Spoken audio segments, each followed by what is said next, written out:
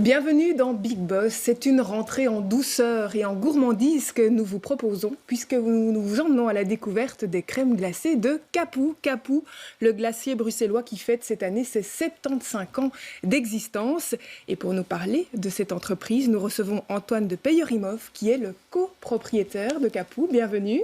Merci. Je dis copropriétaire, effectivement, vous n'êtes pas seul à la tête de l'entreprise. Non, alors nous sommes trois actionnaires et nous sommes deux, donc Ignace de Ribeaucourt et moi-même, à nous occuper de la gestion opérationnelle depuis maintenant quelques années, depuis 2016. 2016, votre année d'entrée en fonction à la tête de Capou. Alors, je ne suis pas seule en plateau. J'ai Maxime Paquet, journaliste à l'Écho, Bonjour. Spécialiste des entreprises grâce à votre service Entreprendre à l'Écho. Bienvenue. Merci. Fan de glace? Oui, surtout quand il fait beau, comme la plupart des gens. Et du coup, Antoine de Peyerimov, là, avec la fin des beaux jours qui arrivent, est-ce que ça veut dire que Capou s'apprête à entrer dans une sorte de phase d'hibernation commerciale ? Alors, hibernation, je n'utiliserai pas ce mot-là parce qu'on continue à être très dynamique, à faire beaucoup de choses. On n'a pas que les glaces. Nos crêpes sont aussi très connues. On vient chez Capou aussi beaucoup pour les crêpes. On a une recette qui, je dois dire, est assez gourmande et fameuse. Voilà, donc l'hiver est pour nous un changement de paradigme un peu parce que du coup, on ne fonctionne plus du tout, très peu avec les glaces à l'emporter, mais par contre, on fonctionne à ce moment-là, plus commence à monter, avec des gaufres, des crêpes, enfin plein de gourmandises, des créations autour de gaufres et de crêpes qui sont... Enfin, il faudrait venir goûter pour... Allez, on va faire plusieurs connaissances avec votre entreprise, mais avec vous également. On va écouter quelqu'un qui vous connaît bien. Cette personne, eh bien, c'est celle qui vous a offert votre premier emploi en Belgique. Vous voyez de qui je parle ? Oui. C'est une femme. Marie Gigot. Marie Gigot, elle est aujourd'hui directrice commerciale et retail des parfums Christian Dior pour le Benelux. On l'écoute et on en parle juste après. Super. Antoine, c'est quelqu'un qui a le contact très facile, ça devrait se voir aujourd'hui. Il a un super sens de l'humour et le souvenir de quelqu'un qui adorait vraiment le terroir. C'est quelqu'un qui connaît très bien la gastronomie française, le savoir-vivre à la française. Je me rappelle de lui comme Monsieur Cognac, étant originaire en France, pas trop loin de là, on va dire. Le côté négatif, c'est qu'il ne parle pas néerlandais. Alors, entre-temps, il a peut-être fait des progrès, mais à l'époque, c'était pas fabuleux. Il a fait d'eau spiritueux, il a fait du caviar. Et puis les glaces, je dirais que je ne suis pas étonnée parce que j'ai le souvenir d'Antoine comme quelqu'un hyper entrepreneur. Je ne suis pas étonnée qu'après, il ait décidé de s'approprier complètement une marque à lui et que ce soit dans les glaces, voilà, ça reste le plaisir. Je pense qu'il m'en voudrait si je livrais trop de secrets. Un péché mignon, pour moi, c'est effectivement pour Antoine profiter de la vie en buvant, en mangeant, en étant vraiment hyper épicurien. À l'époque, il s'était vu affublé de plusieurs surnoms. Son nom de famille n'est pas si facile à prononcer. Il s'était fait rebaptiser Peyermouet. Il faisait corps avec sa marque. Ouais, il n'était plus qu'un, hyper passionné. C'est un grand monsieur pour moi. Voilà, Peyermouet, allusion au champagne que vous vendiez ou en tout cas que vous défendiez à l'époque. Absolument. C'est vrai que vous n'avez pas un nom facile à prononcer et vous êtes français, d'origine française. Alors, personne n'est parfait. Racontez-nous, c'est pour le travail vraiment que vous arrivez à Bruxelles et en Belgique en particulier? Voilà, je suis arrivé en Belgique chez LVMH pour les vins et spiritueux. Donc, j'avais commencé à travailler à Paris chez eux et puis voilà, je suis arrivé, on m'a demandé de venir épauler l'équipe en Belgique et donc avec Marie. Que j'appelais ma maman belge, voilà, que j'embrasse. Voilà. Et puis, vous décidez de rester pour le travail ou par amour? Alors, je décide de rester un peu des deux. En fait, je décide de rester pour le travail et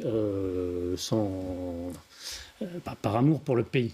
Parce que mon épouse est française aussi, donc je n'ai rien à voir avec Bruxelles. Voilà. Mais par contre, je me suis senti tout de suite super bien en Belgique. Et à Bruxelles en particulier, vous habitez Schaerbeek, une commune où vous vous sentez bien. Oui, super. Et vous élevez votre petite famille. Alors, spreekt u beter Nederlands vandaag? Nee. Nee? Nee. Ok. Non, vraiment très... Non, là, sur ce point-là, je suis mauvais. Pour faire du business à Bruxelles, c'est compliqué du coup. Alors, Parler anglais peut-être? anglais, ça marche très bien. Et en fait, dans 99,9% des cas, le fait d'être français et pas francophone, pas belge francophone, permet de régler le problème, puisqu'à ce moment-là, mes interlocuteurs flamands sont en général ravis de pratiquer leur français, comme ils disent, et ça marche très bien. Vous êtes encore excusé. Je suis encore excusé, mais bon, voilà. Alors, passer de caviar, spiritueux, produits de luxe, à la crème glacée, est-ce que, professionnellement parlant, c'est un grand écart ou un grand saut? Non, je crois pas. Non, je pense que c'est... à partir du moment où on fait les choses avec passion, finalement, les produits premium, les produits de luxe, qu'est-ce que c'est? C'est uniquement des produits qui sont fabriqués avec passion, par des passionnés, en ayant cette passion du terroir chevillée au corps. Finalement, que vous fassiez de la glace, du champagne ou du caviar, le produit est le même. Si vous prenez bêtement les choses, le caviar, c'est un produit de luxe par la passion qu'on y met et par la noblesse qu'on veut bien lui donner. Mais ce sont des autres poissons. Donc là, vous pourriez vous dire que vous avez pour mission de produire du caviar, de la glace, par exemple? Alors, je ne sais pas si on aurait pour mission de produire le caviar de la glace, parce qu'on veut quand même que ça reste accessible. Mais par contre, ce que l'on veut, et là où on met un point d'honneur, c'est à produire des produits de qualité. On va en parler, parce qu'il y a un portrait de l'entreprise. On va surtout aussi parler de l'histoire de cette maison que vous dirigez depuis 2016. Je vais vous demander de regarder une photo et de me dire si vous connaissez ce visage. Vous avez déjà vu ce monsieur? Je n'ai jamais vu ce monsieur. Eh bien pourtant, ce monsieur s'appelle Pierre Troc et c'est le fondateur de Capou. Capou, on peut lire sur votre site qui a été fondé par un couple d'Italiens, mais pas du tout. Pierre Troc est bien belge. Là, pour la petite histoire, cette photo, c'est Jean-Pierre Van Roy, qui est brasseur de Lambic, 3e génération à la tête de Cantillon, qui me l'a trouvé. Effectivement, Paul Cantillon, qui a créé la brasserie à Anderlecht, s'est marié avec une certaine Maria Troc. Et il y a effectivement une filiation, puisqu'il s'agit du petit cousin du 2e brasseur d'Anderlecht. Donc il y a vraiment, c'est une famille d'entrepreneurs bien belges, bien installés à Bruxelles. Il faut savoir que Pierre Troc est décédé à l'âge de 70 ans, décédé à Uccle, mais c'est bien lui, effectivement, qui a créé Capou. Capou, finalement, ça faisait bien de dire que c'était un peu italien, la glace? Ah non, pas du tout. Enfin, c'est génial d'avoir retrouvé cette photo. Moi, vous n'aviez aucune idée parce qu'on en a parlé avant l'émission. On n'a aucune archive sur la société. Les seules archives que l'on a, c'est ce qu'on a pu nous transmettre de manière orale. Voilà. C'est ça. Et donc, l'histoire, c'était que monsieur et madame Troc, un couple d'Italiens qui venaient de la ville de Capua, qui est à côté de Naples, avaient fondé, à l'époque, donc la glacerie Aux Délices de Capou. Eh bien non, il venait voilà. où? Donc j'en apprends aujourd'hui et je vous remercie. Il est né même à Lambermont, en province de Liège. Ben voilà. C'est très comique puisque votre atelier de production aujourd'hui se situe en province de Liège. Alors on va découvrir tout de suite les coulisses de votre entreprise avec Frédéric Dehainaut. Nous avons tenté d'en savoir plus sur les secrets de fabrication. On regarde. S'il vous plaît, madame. Nous sommes avenue des Celtes, à Etterbeek. Il y a 75 ans, c'est ici qu'est né le tout premier Capou. Vanille chocolat, c'est celle qui se vend d'office le plus, mais sans compter la vanille et le chocolat. La caramel salée, la stracciatella se vend pas mal aussi. 4 personnes font tourner la boutique. Arrivé au vendredi, on va être 5, parce que les journées sont longues et l'heure de fermeture est à 22h, mais tant qu'on a du monde, en fait, on reste ouvert, donc ça peut aller jusqu'à 23h, minuit, des fois même 1h du matin. À la carte, une trentaine de parfums. Certaines recettes sont d'ailleurs inchangées depuis plusieurs générations de patrons. Ignace de Ribeaucourt fait partie de la 5e aux commandes de Capou. Avant d'en prendre la tête avec son associé, cet expert en sport automobile connaît déjà bien la maison. À 4 ans, le Bruxellois vient y manger sa glace. Ça a un petit peu changé depuis, mais Capou a commencé dans ce quartier-ci, un peu plus haut sur la rue. Et jusqu'à fin des années 90, début 2000, la glace était produite ici. Alors maintenant, c'est une cave qui sert principalement de stockage.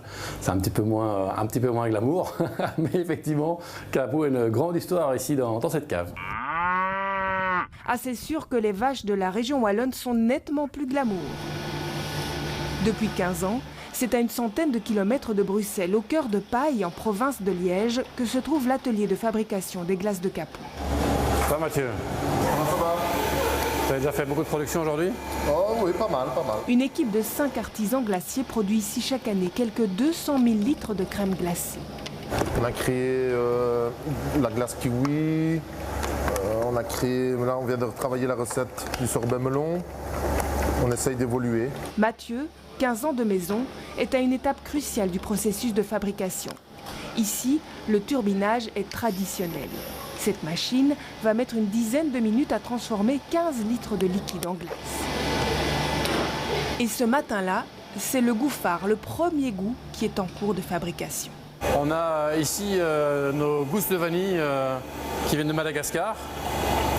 Et on va faire plus ou moins 1900 litres de glace aujourd'hui dans l'atelier. Tout le challenge pour nous, c'est de trouver un vrai artisan comme nous qui va faire un produit de qualité.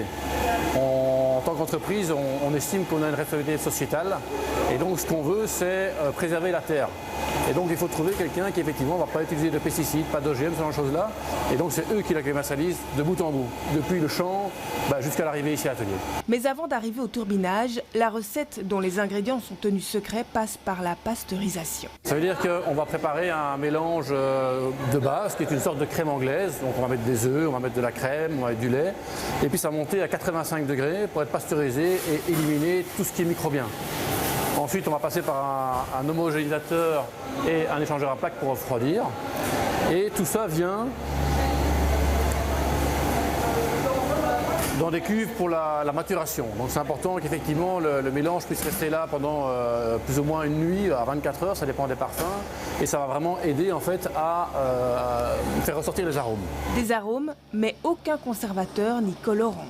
À l'image du lait d'Ardenne ou de la fraise de Gerpine, Capoue travaille des produits locaux et en fonction des saisons. Mais avant d'être dégustée, la crème glacée passe encore un peu par ce frigo à moins de 35 degrés. On a un grossiste externe qui va venir la chercher et puis les redispatcher vers nos magasins. C'est-à-dire que tout ce qui est logistique, on ne le fait pas en interne.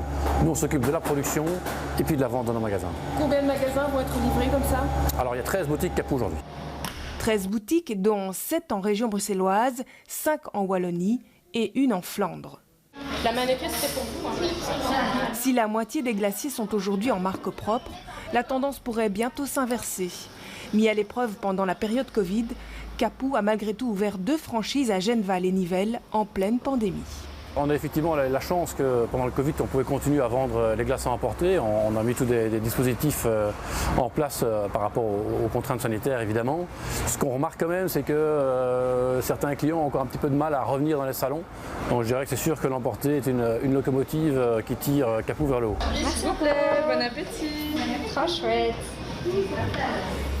Alors voilà, la pandémie, la crise est passée par là et malgré tout, on l'entend, il y a eu quelques fermetures de salons obligatoires. Est-ce que ça a amputé le chiffre d'affaires? Alors, le chiffre d'affaires, oui. Clairement, aujourd'hui, je ne vais pas dire aujourd'hui, avant crise, les salons comptaient pour plus ou moins 50% du chiffre d'affaires. Donc fatalement, si on ferme les salons, on se coupe de potentiellement 50% du chiffre d'affaires, qui a été en partie contrebalancé par les bons résultats des emportés, puisqu'on a fait partie de ces secteurs qui ont pu rester ouverts au moins à emporter. Donc oui, il y a eu une chute de chiffre d'affaires assez importante. Et on l'entend, les gens ne reviennent pas encore dans le salon, explique Ignace, c'est encore frileux. Ouais. Alors comment on fait pour compenser? Est-ce qu'aujourd'hui, vous êtes quand même confiant quand vous voyez les chiffres? Alors on est confiant.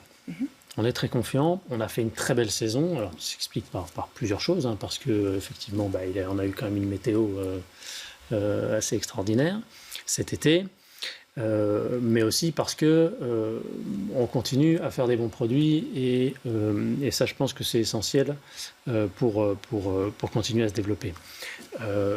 Et à côté de ça, les salons reprennent.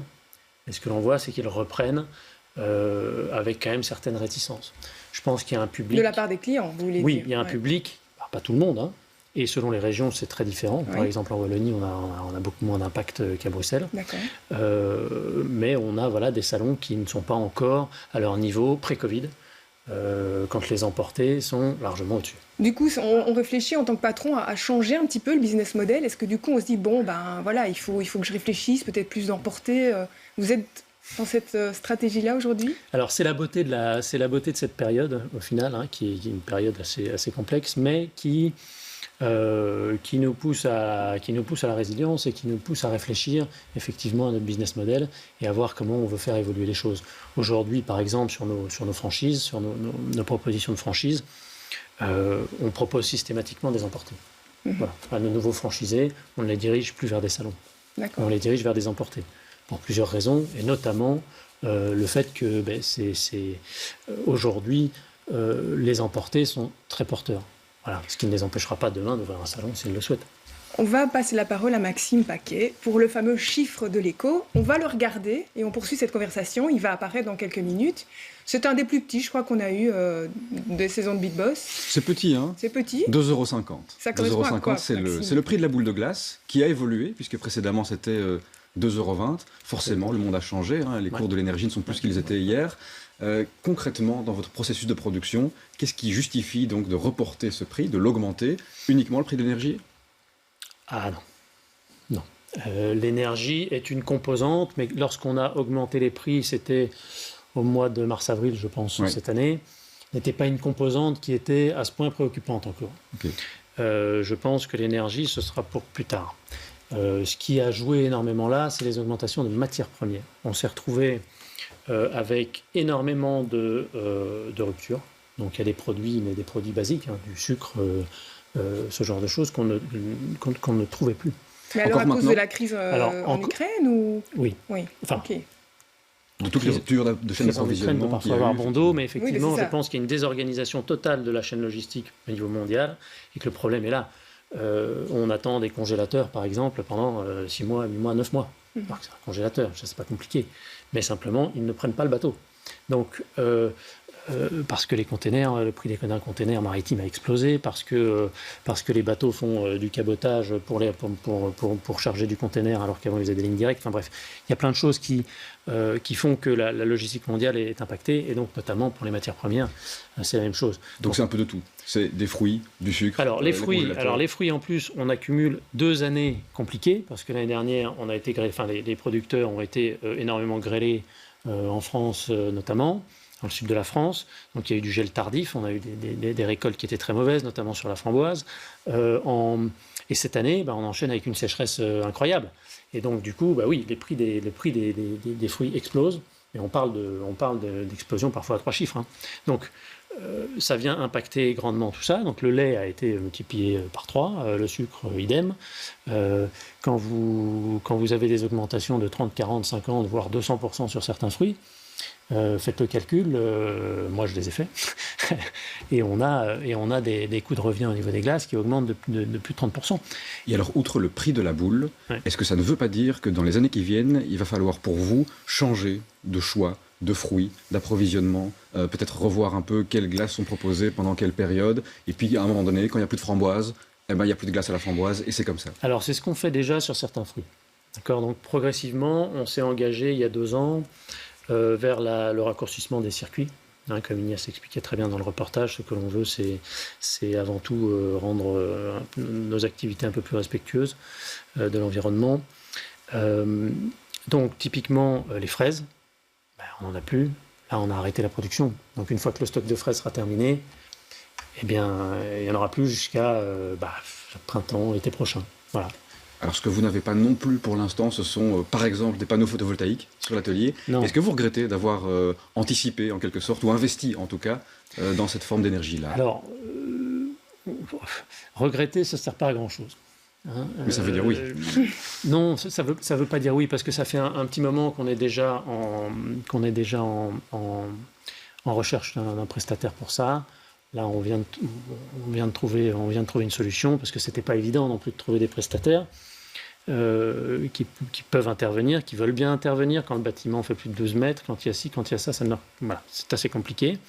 Et ça engendre d'autres travaux qui sont assez importants, notamment au niveau des toitures, etc. Donc ce sera fait dans l'hiver. Et donc non, il n'y a pas de regret par rapport à ça. Je vais même vous dire pourquoi aussi, on n'a pas de regret par rapport à ça, parce qu'on a bien négocié un contrat fixe d'électricité. C'est un poste terrible pour l'atelier, l'électricité, l'énergie. Oui. Vous êtes à combien? Quand vous produisez du froid, combien, je ne sais pas si ça va beaucoup parler, mais aujourd'hui, avec un contrat fixe, donc on est sur des prix d'il y a un an, on est à 5 000 euros. Et vous attendez les prix d'aujourd'hui, ça augmente. on serait à 15-20. Voilà. Et donc à ce stade, vous êtes encore préservé. Donc on est préservé encore pendant 2 ans. Vous Donc c'est pour attendiez- ça qu'on n'a pas rushé non plus Sur les panneaux. pour s'équiper, parce que voilà, on est dans des choses assez prévisibles. En revanche, d'un point de vue environnemental, pour nous ça fait du sens. Et donc on va Vous s'équiper. allez embrayer. Alors, vous attendiez beaucoup du Codeco Énergie. Oui. Je me souviens qu'on a tourné le reportage la semaine dernière. Oui. Qu'est-ce que vous ressentez à la sortie de ce Codeco? C'est un éléphant qui accouche d'une souris un peu. Vous êtes déçu? Inquiet, peut-être? De nouveau, déçu non, parce que je ne m'attendais pas à des miracles. Je me tourne plutôt vers l'Europe, comme le fait d'ailleurs le Codeco. Je me tourne plutôt vers l'Europe. Et je vois que là, il y a des choses qui avancent. On a vu cette semaine qu'il y a certaines choses qui ont été validées par rapport au moins au principe D'un plafonnement. d'un plafonnement du coût de l'énergie. Votre atelier, Oui. il est en Wallonie. Votre siège est à Bruxelles, Oui. comme grosso modo la moitié de vos magasins. Est-ce que ça ne rend pas illisible pour vous les mesures qui seront prises ou pas d'ailleurs par les uns et les autres? Ce découpage des compétences politiques, économiques Il en est tout cas. certain que si c'était décidé au niveau fédéral et que ça s'appliquait de la même façon partout, c'est comme pour le Covid, ça a été très compliqué de naviguer dans les autorisations, dans les aides, dans les choses comme ça. Entre Bruxelles et la Wallonie. Ah oui. Ouais. Ouais. Et vous Donc- en êtes sorti? Ah oui. Mais de nouveau, je pense que toutes ces périodes un peu compliquées. Vous êtes prête à la revivre, en gros? J'ai Je l'impression. préférerais pas, parce Ouais. qu'en termes de stress, ça a été un peu violent, peu mais dur. il y a des opportunités qui en découlent. Alors, les opportunités, ceci, l'avenir, l'expansion de l'entreprise. On va revoir la petite carte qui montre vos 14 enseignes finalement, puisqu'il y en a une qui va se créer bientôt, la 14e. À Namur. Ce sera aussi en Wallonie, à Namur. L'ouverture, c'est pour bientôt. L'année prochaine, donc février prochain, a priori. Est-ce que dans ce contexte de crise économique, énergétique, vous continuez à penser expansion? Bien sûr, oui. C'est quoi vos plans? Alors, on continue à penser expansion, mais de nouveau, on remet tout sur la table. Voilà. Nous pensons qu'il y a de la place pour 80 magasins Capou en Belgique. 80? 80. Donc ça reste. L'ambition d'avoir 80 magasins Pas dans tout de les suite, 7 j'imagine. 8 ans, termine. là, ça reste. Je termine. Donc 80 magasins. Ça, c'est la place. Nous, on estime qu'on peut mettre 80 magasins. Ce qui change aujourd'hui, c'est que notre réflexion, on se dit, OK, mais jusqu'où on va dans ces 80 magasins? C'est pas tout de pouvoir théoriquement placer 80 magasins. Il faut savoir, quelque part, ce que nous, on veut. Et ça, c'est une question à laquelle aujourd'hui, on ne sait pas encore répondre, puisqu'on est en train justement de tout remettre sur la table et de se dire, bon, bah ok, peut-être que ce sera 50 magasins, 30... voilà. En Belgique, toujours? On n'a pas... Oui, en Belgique.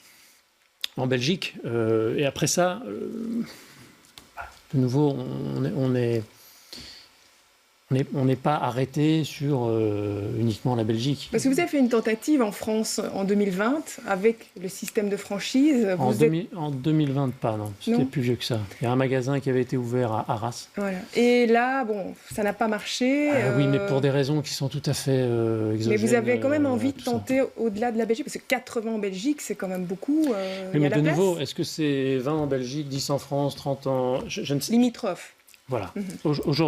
Aujourd'hui, on est vraiment retourné dans cette réflexion-là, parce que pour nous, le contexte macroéconomique actuel induit un changement de paradigme total. C'est-à-dire qu'il va falloir réfléchir autrement, il va falloir apprendre à croître, à entreprendre autrement. Ça veut dire que là, vous êtes en train d'envisager une expansion, une croissance de la boîte, tout en naviguant un peu à vue, en rebattant un peu les cartes de votre stratégie à la lumière du Covid, à la lumière d'une crise énergétique.